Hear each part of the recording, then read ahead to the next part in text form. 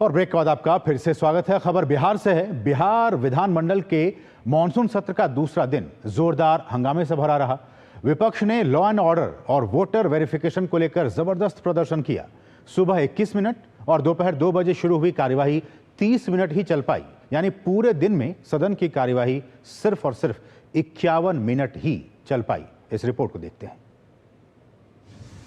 बिहार विधानसभा में विपक्ष का एसआईआर के मुद्दे पर जमकर हंगामा।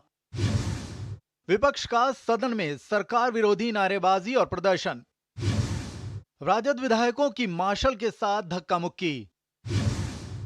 हंगामे के बाद सदन की कार्यवाही स्थगित। बिहार विधानसभा का दूसरा दिन भी विपक्ष के हंगामे की भेंट चढ़ गया। विपक्ष ने विधानसभा के अंदर और बाहर जमकर हंगामा किया।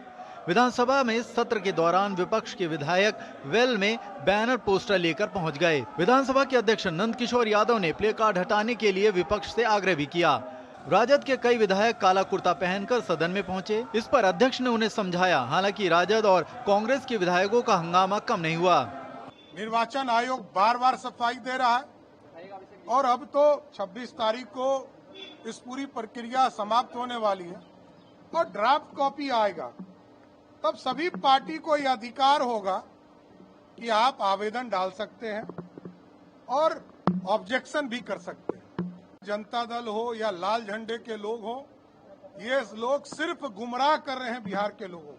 कार्यवाही के दोबारा शुरू होते ही विपक्ष के विधायक हाथों में तख्ती लिए वेल में पहुंच गए। विपक्ष सदन के अंदर लॉ एंड ऑर्डर और वोटर वेरिफिकेशन को लेकर प्रदर्शन कर रहा है। इस बीच कुछ विपक्षी विधायकों ने कुर्सी उठाकर रिपोर्टिंग टेबल की ओर उछालने की कोशिश की। उन्हें मार्शल ने रोका। इसके बाद विधानसभा की कार्यवाही को अगले दिन सुबह 11 बजे तक के लिए स्थगित कर दिया गया। विनम्रता से हमने मांग की थी सरकार से और अध्यक्ष महोदय से कि इस पे जो है चर्चा कराई जाए, लेकिन चर्चा आखिर क्या कारण है कि भाई चर्चा नहीं कराया जा रहा। हम लोग कह रहे हैं कि डिबेट कीजिए, जो हमारे सवालात है एसआईआर पे डिबेट कीजिए।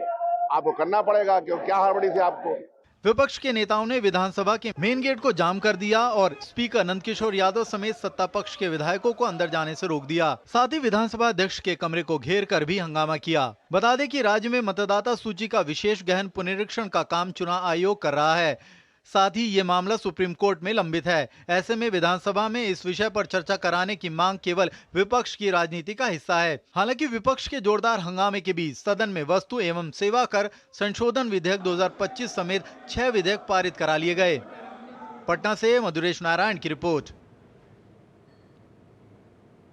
और अब कांग्रेस पार्टी को लगे आर्थिक झटके की। जी हां, आयकर अपीलीय न्यायाधिकरण से कांग्रेस को एक बड़ा झटका लगा है।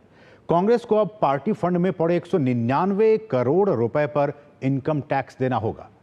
कांग्रेस को पार्टी फंड में पड़े 199 करोड़ रुपए पर इनकम टैक्स देना होगा। 199 करोड़ रुपए पर इनकम टैक्स देना होगा और इसके लिए पार्टी को राहत नहीं मिली है। ये देखिए, 199 करोड़ रुपए पर इनकम टैक्स देना होगा कांग्रेस पार्टी को। और इसके बाद किस तरह से झटका लगा है। आयकर अपीलीय न्यायाधिकरण ने कांग्रेस की अपील जो है वो खारिज कर दी है। उसको नहीं माना है उसकी अपील को। आयकर रिटर्न देर से दाखिल करने और नकद दान सीमा के उल्लंघन के कारण पार्टी के छूट के दावे को जो अधिकरण है, प्राधिकरण है, उसने खारिज कर दिया। IT8 ने कहा कि दाखिल किया गया करदाता का रिटर्न छूट के लिए पात्र बनाने हेतु निर्धारित तिथि के भीतर नहीं है, उसके बाहर है। और कांग्रेस ने 31 दिसंबर 2018 की निर्धारित तिथि से काफी पहले 2 फरवरी 2019 को ही अपना आयकर रिटर्न जो है वो दाखिल किया था और जीरो इनकम, शून्य आय घोषित की थी। साथ ही उसने क्या किया था, 199.15 करोड़ रुपए की टैक्स छूट का दावा भी कांग्रेस पार्टी ने किया था। लेकिन सितंबर 2019 में मूल्यांकन अधिकारी को जांच के दौरान इस बात का पता चला कि पार्टी ने 14.49 लाख रुपए के नकद दान स्वीकार किए थे, जिनमें से कई दान कानून के तहत प्रतिदाता 2000 रुपए की सीमा से काफी ज्यादा थे। 2000 रुपए से ज्यादा का दान चेक या फिर बैंक ट्रांसफर जैसे बैंकिंग चैनलों के माध्यम से ही दिया जाना है और उसी के हिसाब से पूरी राशि पर टैक्स लगाया गया। जब कांग्रेस ने छूट मांगी तो IT विभाग ने 2021 में दावे को अस्वीकार कर दिया और मार्च 2023 में आयकर आयुक्त अपील ने इस फैसले को बरकरार रखा। ट्रिब्यूनल के पास कांग्रेस ने तब अपील की थी जब पिछले साल कोई भी अंतरिम राहत देने से उन्हें इनकार कर दिया गया था। तो इस तरह से आप समझ सकते हैं 199 करोड़ रुपए पर जो टैक्स है उससे अब छूट नहीं मिली है, अब वो अब देना पड़ेगा। एक बड़े झटके के तौर पर इसे देखा जा रहा है। बढ़ेंगे आगे तो कांवड़ यात्रा की बात की जाए तो कांवड़ यात्रा मार्गों पर ढाबा और रेस्टोरेंट पर QR कोड अनिवार्यता का आदेश लागू रहेगा। सुप्रीम कोर्ट ने यूपी सरकार के आदेश पर रोक लगाने से फिलहाल इनकार कर दिया है। यूपी सरकार ने कांवड़ यात्रा मार्गों पर स्थित खान पान की दुकानें, ढाबों और रेस्टोरेंट पर मालिकों के नाम होने चाहिए, ये सारी चीजें, ये देखिए अनिवार्यता का आदेश लागू रहेगा, ऐसा अब आ गया है। सुप्रीम कोर्ट ने यूपी सरकार के आदेश पर रोक लगाने से फिलहाल इनकार कर दिया, जैसा कि हमने आपको बताया। और आगे क्या कुछ बातें कही तो यूपी सरकार ने इसका फैसला लिया था, QR कोड का फैसला लिया था, जिसको कि अब ये बरकरार रहेगा ये फैसला।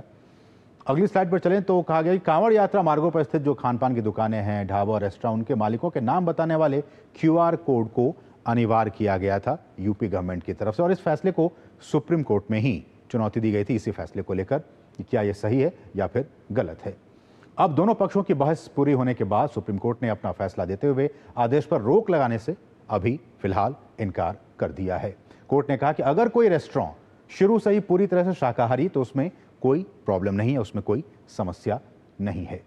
लेकिन अगर वे केवल कांवड़ यात्रा के लिए अपने मेन्यू को बदल रहे हैं तो वहां समस्या खड़ी हो सकती है, क्योंकि आप इस कांवड़ यात्रा को देख के चेंज कर रहे हैं। याचिकाकर्ताओं की तरफ से अभिषेक मनु सिंघवी, वरिष्ठ वकील, वो पेश हुए थे और उन्होंने अपनी ये तर्क रखी। और याचिकाकर्ताओं ने QR कोड नियम को धार्मिक आधार पर प्रोफाइलिंग और मुस्लिम समुदाय का आर्थिक बहिष्कार करने वाला बताया था, लेकिन इस बात को लेकर सुप्रीम कोर्ट कन्विंस नहीं हुआ और सुप्रीम कोर्ट ने जो अंतरिम आदेश है वो जारी करते हुए इसको अभी फिलहाल बरकरार रखा है। बढ़े आगे, रुकेंगे छोटे से ब्रेक।